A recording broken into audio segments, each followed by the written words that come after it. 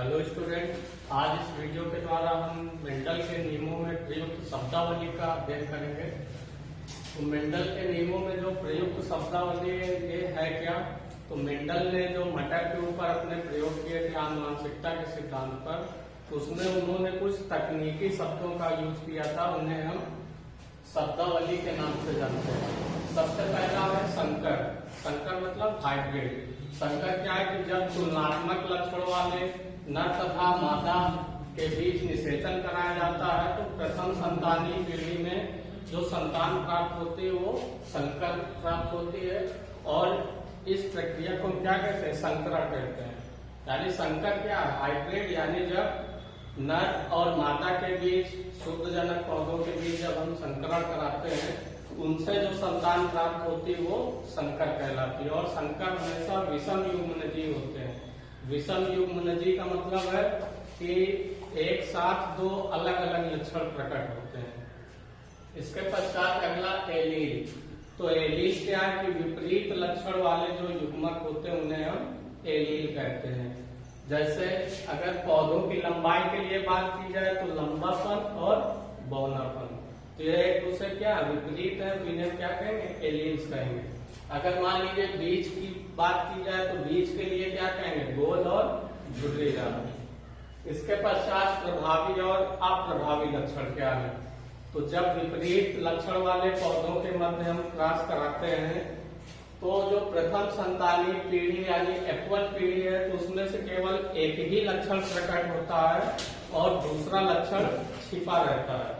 तो F1 पीढ़ी में जो लक्षण प्रकट होता है उसे हम प्रभावी लक्षण कहते हैं, और जो लक्षण छिपा रहता है उसे हम अप्रभावी लक्षण कहते हैं। अगर एग्जाम्पल की बात की जाए जैसे शुद्ध लंबे। शुद्ध लंबे मतलब कैपिटल टी तथा शुद्ध बौने यानी स्मॉल टी। पौधों के मध्य अगर हम संकरण कराते हैं तो F1 पीढ़ी में जो संतानें प्राप्त होते हैं या जो पादप प्राप्त होते हैं वो संकर लंबे होते हैं, अर्थात कैपिटल टी स्मॉल टी। जैसे इसे हम समझ सकते हैं, मान लीजिए कि शुद्ध लंबे, इसे हम प्रदर्शित करेंगे कैपिटल टी से, और शुद्ध बौने को स्मॉल टी।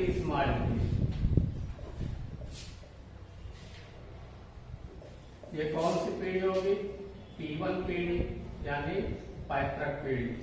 इसके पश्चात जब हम क्रॉस कराएंगे तो कैपिटल टी अलग लिख दिया, स्मॉल टी अलग लिख दिया।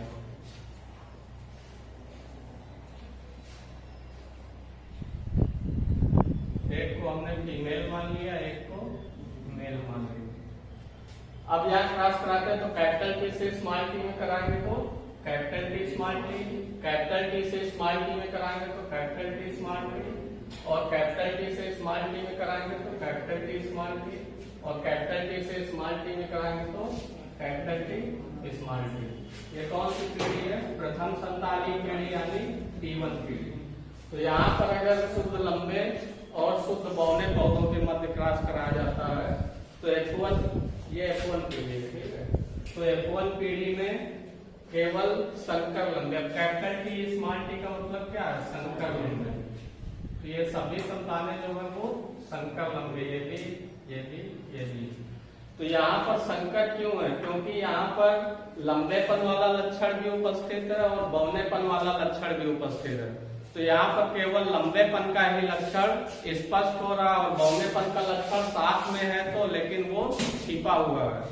तो इसलिए इसे हम क्या कहेंगे, जो लंबेपन वाला लक्षण वो प्रभावी लक्षण है और जो बौनेपन वाला लक्षण है वो अप्रभावी लक्षण है। तो इसे हम संकर लंबे इसीलिए कह रहे हैं क्योंकि लंबेपन का लक्षण प्रभावी होता है और बौनेपन का लक्षण अप्रभावी होता है।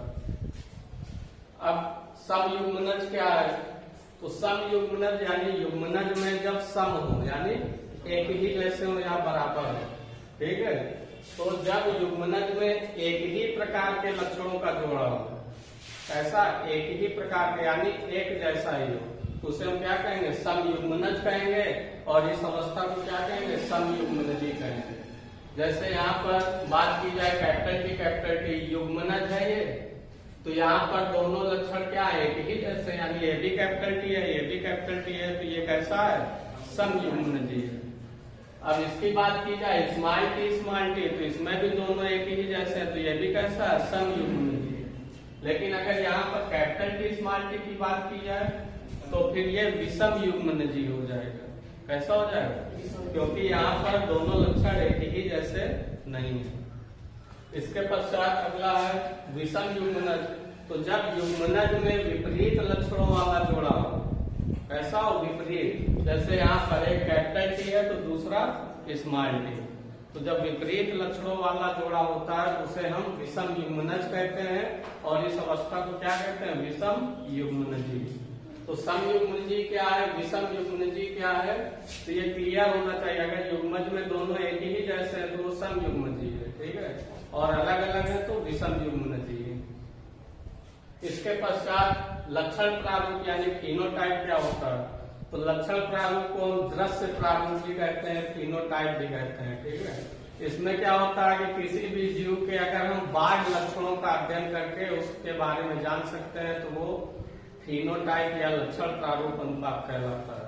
और यह किसी भी जीव के रंग, रूप, आकार और स्वभाव को व्यक्त करता है। तो ये हम उस देख कर ही जान सकते हैं ना। अगर हम मान लीजिए किसी पौधे के बारे में देख रहे हैं तो उसमें उसका रंग कैसा, रूप कैसा, आकार कैसा, स्वभाव कैसा, तो इसे हम डायरेक्ट देख कर बता सकते हैं। तो जिसे हम डायरेक्ट देख कर उसके बारे में अध्ययन कर सकते हैं वो उसका दृश्य प्रारूप या फिनोटाइप कहलाता है।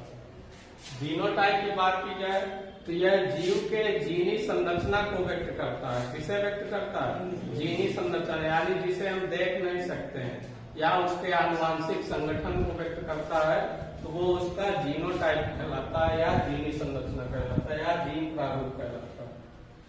अब इसके पश्चात बात की जाए एक संकर संकरण यानी मोनोहाइब्रिड क्रॉस। एक संकर संकरण क्या है कि जब हम केवल एक जोड़ी विपरीत लक्षणों को ध्यान में रखकर शुद्ध जनक पौधों के मध्य क्रॉस कराते हैं तो इस प्रकार की अवस्था को हम क्या कहते हैं, एक संकर संकरण या मोनोहाइब्रिड क्रॉस। अब जैसे एग्जाम्पल यहाँ लिया गया शुद्ध लंबे और शुद्ध बौने, यही एग्जाम्पल है। जैसे मान लीजिए शुद्ध लंबे पौधे और शुद्ध बौने पौधों को हम, अब दोनों कैसे, एक शुद्ध लंबा है दूसरा शुद्ध बौना, यानी एक दूसरे के विपरीत लक्षण वाले, और कैसे, ये भी शुद्ध है ये भी शुद्ध है। तो यानी जब हम एक जोड़ी लक्षणों को ध्यान में रखकर, ठीक है, जैसे एक जोड़ी लक्षण क्या है, यहाँ पर लंबा है यहाँ पर बौना, शुद्ध जनक पौधों के मध्य क्रॉस कराते हैं तो उसे हम क्या कहते हैं, एक संकर संकरण। अब इसी जगह पे अगला क्या है, द्विसंकर संकरण। तो द्विसंकर संकरण क्या है कि जब दो जोड़ी विपरीत लक्षणों को ध्यान में रखकर हम शुद्ध जनक पौधों के मध्य क्रॉस कराते हैं या संकरण कराते हैं तो इस अवस्था को हम द्विसंकर संकरण कहते हैं। अब इसका एग्जाम्पल क्या होगा कि जैसे पीले गोल और हरे झुर्रीदार, यानी एक पौधा लेंगे पीले गोल और एक हरा झुर्रीदार। तो यहाँ पर क्या है कि दो जोड़ी लक्षण आ गए, एक लक्षण क्या हो गया पीला और दूसरा लक्षण क्या हो गया गोल।